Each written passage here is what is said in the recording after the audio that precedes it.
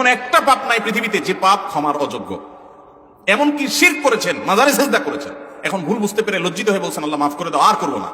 আল্লাহ তাআলা মাফ করবেন ইনশাআল্লাহ। আল্লাহ ওয়াদা করেছেন, আল্লাহ বলেছেন তুবু ইলাল্লাহি জামিআন আইয়ুহাল মুমিনুন, হে ঈমানদাররা তোমরা সবাই আল্লাহর কাছে তওবা করে ফিরে আসো। লা তাকনাতু মির রাহমাতিল্লাহ, আল্লাহর রহমত থেকে নিরাশ হয়ো না। ইন্নাল্লাহা ইয়াগফিরুদ দুনুবা জামিআ, আল্লাহ সব গুনাহ মাফ করে দিবেন, কিন্তু ক্ষমা চাইতে হবে।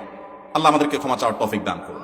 সকল গুনাহ আল্লাহ তাআলা মাফ করে দিবেন, কিন্তু বান্দার হক মেরে দিয়েছেন, টাকা নষ্ট করেছেন, মানুষের হক খেয়ে ফেলেছেন, তাহলে সেই গুনাহ কিন্তু আল্লাহ রাব্বুল আলামিন আপনি ওই আল্লাহর কাছে তো মাপ চাইলে মাফ হবে না। আল্লাহর কাছে মাপ চাইতে হবে, আবার বান্দার হক ফেরত দিতে হবে। সারা জীবন মানুষের পকেট কেটে, মানুষের কলিজা কেটে, রক্ত চুষে, টাকা কামাই করে লাখপতি কোটিপতি হয়ে এবার বুড়া বয়সে মসজিদে মাদ্রাসায় মাহফিলে হুজুরদেরকে দান সাদকা টাকা পয়সা দিয়া চারপাশে এবার হাজী সাহেব গাজী সাহেব ছেড়া মক্কা শরীফ যাইয়া উমরা করে হজ করে দায় রেখা আপনি লম্বা জুব্বা নিয়া তসবি নিয়া জানামাজে বসে এবার আল্লাহওয়ালা হয়ে গেছেন।